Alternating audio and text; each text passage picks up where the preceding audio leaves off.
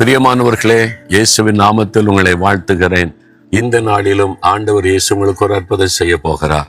என்ன அற்புதம் அப்படின்னு நினைக்கிறீங்களா?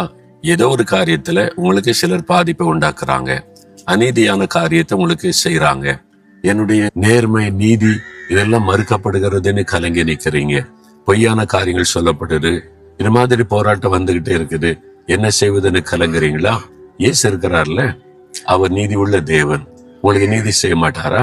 உங்களை கவனிச்சுக்கிட்டே இருக்கிறார்ல. எதுக்கு சோர்ந்து போறீங்க? எதுக்கு முறுமுறுக்கிறீங்க?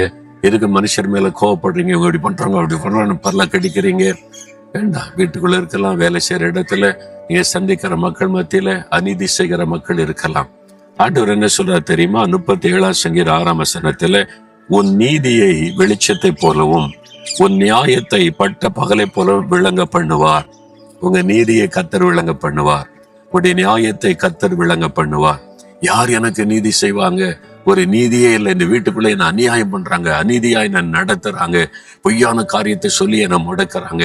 நான் வேலை செய்யற இடத்துல சூப்பர்வைசர் பார்த்தா அநியாயமா என்னை குற்றப்படுத்தி ஏதாவது ஒரு பிரச்சனை உண்டாக்கிக்கிட்டே இருக்கிறாரு. நான் நீதியா செயல்பட்டா கூட எனக்கு அநீதி செய்யறாங்க.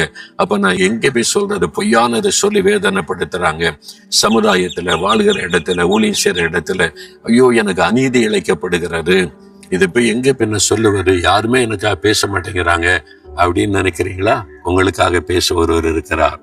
அவர் நீதி உள்ள தேவன். உன்னுடைய நீதியை நான் வெளிச்சத்துல கொண்டு வருவேன், உனக்கு நான் நியாயம் செய்வேன் அப்படின்னு ஆண்டவர் சொல்றார். அதனால அநீதி நிறைந்த உலகம்தான். நம்மை சுற்றில இருக்கிற எல்லாருமே நீதிமான்கள் அல்ல. இந்த உலகமே அநீதி நிறைந்த உலகம்னு சொல்லப்படுகிறது. ஆனால் அநீதியான காரியம் நமக்கு இழைக்கப்படுவது உண்மைதான். ஆனா நீதி செய்கிற தேவன் சொல்கிறார், நீ பயப்படாதே மகனே, பயப்படாதே மகளே, நீ நீதியா நடந்துகிட்டே இருக்க. உன்னுடைய நீதியை நான் வெளிச்சத்துல கொண்டு வருவேன், உன்னுடைய நியாயத்தை நான் வெளிப்படுத்துவேன் என்பராய்.